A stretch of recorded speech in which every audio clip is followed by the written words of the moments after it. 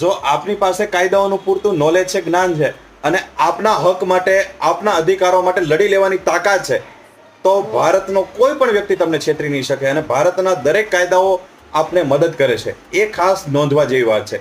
નમસ્કાર મિત્રો, જાગો ગ્રાહક જાગો સિરીઝમાં આજે વાત કરવી છે એક ઝેરોક્સ વાળાની.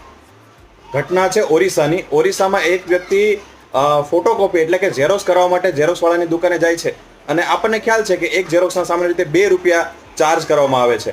એટલે એ એક ઝેરોક્સ કરાવે છે અને દુકાનદારને ₹5 આપે છે. પરંતુ દુકાનદાર એને ₹2ના ભાવે ઝેરોક્સ તો કરી દે છે, પરંતુ બાકીના છૂટા ₹3 પાછા આપતો નથી.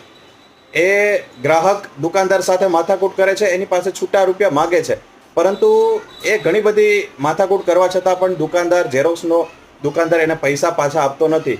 અને ઘટના એવી બને છે કે બંને વચ્ચે આર્ગ્યુમેન્ટ બહુ બધી